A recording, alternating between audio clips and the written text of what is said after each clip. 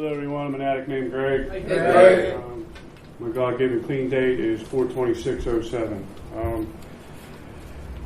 Phil kind of let me know that he was going to ask me to speak, and it went on for a couple weeks. And I'm thinking, okay, my topic's going to be spiritual giant. You know what I mean? And then Phil calls me and he gives me this topic, and I'm like, why is he giving this topic to me? You know what I mean? This is the way I think. Inside, I'm starting to think, is my program screwed up? Am I doing something I'm not supposed to be doing? Should I stop and take a look at things? And yeah, I should always stop and take a look at what I'm doing on a daily basis, because the actions I take have consequences, and I play a part in that. They can either be good or they can be bad. So I struggled with, like, you know, looking at the literature piece, but Phil gave me a call and he said, you know, he pointed out where it was. It's in Recovery and Relapse, Chapter 7, and it's red light indicators. And what it says in the beginning is, we admitted that we were powerless over our addiction and our lives have become unmanageable. So, sharing my experience with you, at the end of my road, I ended up in a homeless shelter. And it talks about cockiness and it talks about arrogance. And I don't know about you guys, but I know that on any given point of the day, I can become arrogant and I can become cocky, especially on the job site. But in the beginning, what happened was, I'm in this homeless shelter. I just finished treatment. I just finished my 90 meetings in 90 days. I had a home group. I had a sponsor. I was eating right. I was working out. Girls were starting to talk to me at meetings. I was starting to feel good. My confidence was back. My confidence level was up. It was probably elevated a lot higher than it should have been. I was wearing somebody else's clothes and I was eating free food. And I was living in a place that I wasn't paying for. The same stuff I was doing out on the streets. But I was doing what I was supposed to do for my recovery. Thanks to the God of my understanding. He put me in a position to succeed. I should also share that, like, at the end of my road, I hit my knees. I asked God to help me.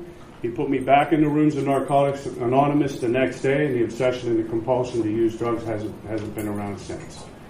And so I finished treatment.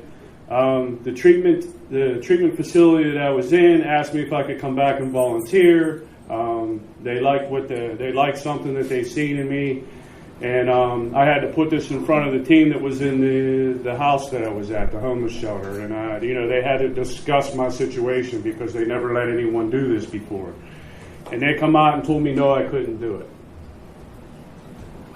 So in my own arrogant way, in my own cockiness, I said, well, if you don't let me do that, I'm just going to leave. You know, that effort attitude that we sometimes develop early in recovery.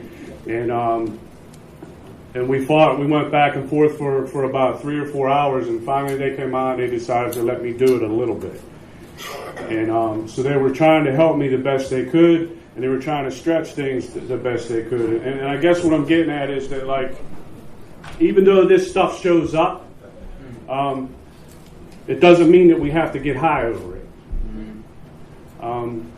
And I guess what it leads into when it talks about this, it leads into like, there's a lot of work that needs to be done. There's more step work that has to be done in order for me to recover and have a chance to experience long-term recovery and experience the freedom that the basic tech talks about. And this is what I decided to do, is that, like, I put work off for a while.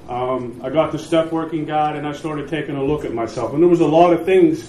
There was a lot of red light indicators in there that I looked at. Like, if I took a look at my past, I can remember I was in methadone clinics for about 5 years, in and out, revolving door. Learning how to use other drugs while I was in there. Learning how to use other drugs in different ways when I was in there. And I can remember sitting down in front of the counselor, and she said to me, my wife was going to jail, and she's telling me that I need to go away to inpatient facility. And I looked at her and I said, no, you don't understand. I have to take care of my children.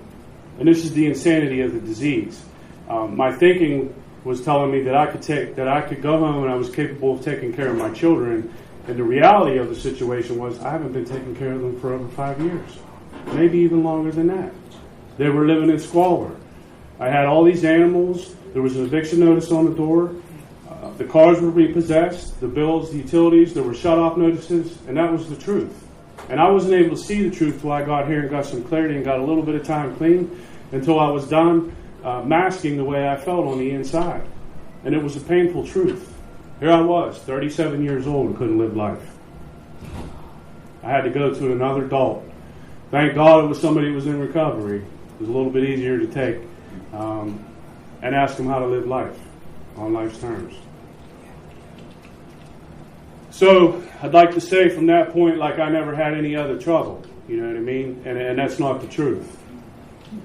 I stayed in that homeless shelter for about 26 months. I think 27 months. I think I held the record, to be honest with you. I even asked for an extended stay, you know what I mean? Because I was unsure. Even though at that time I was like on my 11th step with my sponsor, you know what I mean? I had done some things and I had really worked hard on developing a relationship with the God of my understanding, but it doesn't mean nothing if I don't practice it. I still show up in certain situations. That cockiness and that arrogance comes back, and I'm capable of putting myself in situations where I have to work that step I don't like to work, which is the 10th step.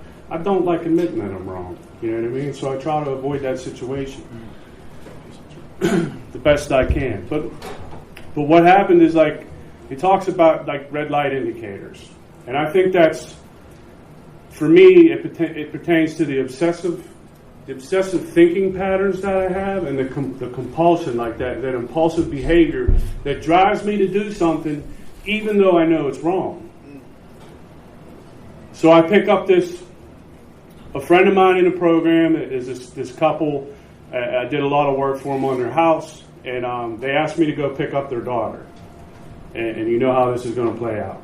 So she's out on the streets. Can you come with me to go get her? So I go with them to go get her. And then I start turning it into something that I shouldn't turn it into. Knowing on the inside that what I'm about to do is wrong, but still fighting against it. When I should have stopped immediately when they asked me to go help pick her up. Why don't you go find a woman? There's better ways to do things in here. So then I end up taking her to get her license. And this girl turns to me and she says, "I love you. Will you marry me?" And then I internalize that stuff in the wrong way. Instead of looking at it in the light that I'm supposed to, like this girl's sick and I need to leave her alone, I take her out to eat. So then I take her out to eat and I take her home. And in my mind I'm telling myself, you did the right thing. You took her home and you didn't try to make any advances on her. So then I'm like up all night thinking about this girl. She was a very pretty Italian girl, and I'm thinking about her, you know what I mean? And like, I'm thinking about her so much that I blow right through a red light. I get to the next red light and I treat it like a stop sign. And then I said, I better pull over. I need to stop. I picked up the phone and I called my sponsor. And I told him what I was experiencing, and he told me that you need to let it go. Because it was taking over my life. And I think at that time I had maybe 2.5 years clean. And it took some time for me to walk away from that situation. But what I did is I just kept practicing saying no. No, I can't do that. No, I can't do that. And today I don't put myself in that situation because I know if I do that, I'm setting myself up for failure. So I end up leaving that facility, right? And I end up getting put in a position. I end up getting set up for success again. I end up going to staying in a local church, and I lived there for 7 years. And I got to be honest, I couldn't afford to pay rent. I had child support. I had a very low-paying job, and I could have very easily turned around the other way and said, you know what, this recovery thing isn't working out for me. And I felt like that many times. It was a struggle getting to where I was at today. Not an insurmountable struggle, but it was a struggle. And I got to a point where, like, I had to sit down in front of people. There was a board there, and like they had to discuss things about the way things were getting done there, and they wanted things done. And like I'm standing up in front of them, and here I am. I'm telling people how they should be doing things in their own building. And I was cocky all over again, and I was arrogant all arrogant all over again. And then I go upstairs, and because they weren't listening to me, I started getting resentful on the inside. Look what I do for you. Look what I do for you. Completely forgetting about what they were doing for me. Selfishness, starts to set in again.